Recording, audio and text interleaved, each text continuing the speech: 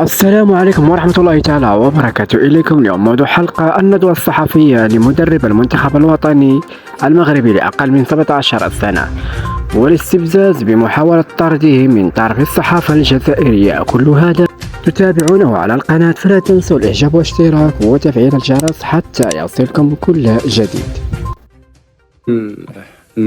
المجريات المباراة، احنا كمجموعة هنايا في الوفد المغربي بعد هذا الأداء المشرف للشباب نظن أنه من البديهي أننا نقدم تشكراتنا لصاحب الجلالة الملك حسن محمد السادس نصر الله على الدعم الكبير، لأنه صاحب الرؤية الرياضية الثاقبة وصاحب الرؤية في جميع المجالات. الداعم الأول للشباب المغربي بالإمكانيات بالأكاديميات على غرار أكاديمية محمد السادس، وأيضا على مستوى البنيات التحتية التي يحضروا فيها اللاعبين الشباب لمستويات عالمية. شكرا كوتش سعيد. راح ناخذ 3 أسئلة. السؤال الأول الفوق. السلام عليكم. سي سعيد شيبان، نهنيكم على المردود تاعكم.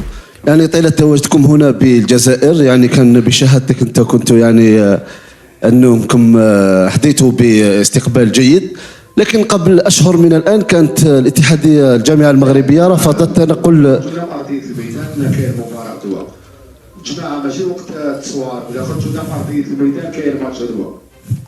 هذا بكم خرجونا في ارضيه الميدان. هذا بكم خرجونا في ارضيه الميدان. هذا بكم خرجونا في ارضيه الميدان.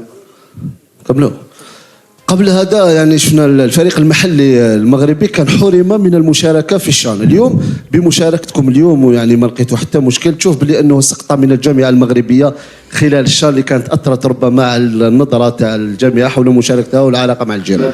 كمال، الأسئلة راح تكون على المباراة النهائية. من فضلكم مباراة نهائية. من شكر. Question here please. خرجونا في ارضيه الميدان. تفضل.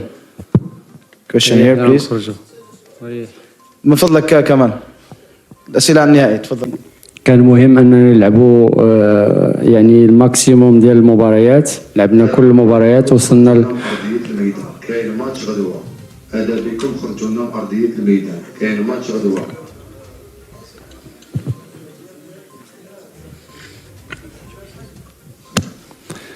طبعا الاستفادة كبيرة، لأنه شيء مكون بالنسبة للاعبين يلعبوا ببطولة قارية في هذا المستوى خصوصا الفني.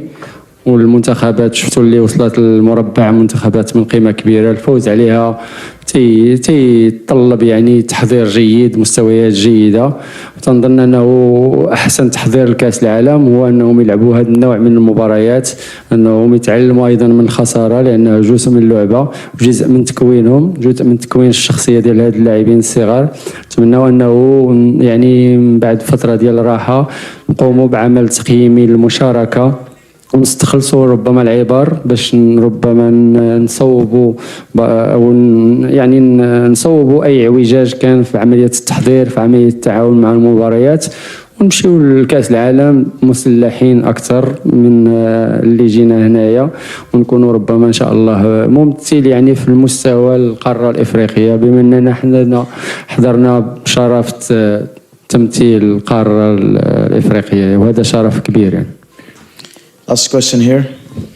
السلام عليكم كوتش. ياسين قالم تلفزيون الجزائر الدولي. اهلا بك.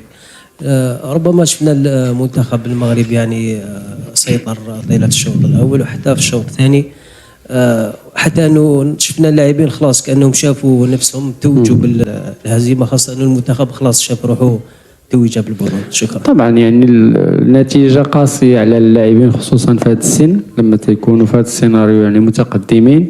اتفق معك لأنه في الشوط الأول ربما اللي كان عندنا ربما حظوظ أكثر للتسجيل، لكن يجب الاعتراف أنه أيضا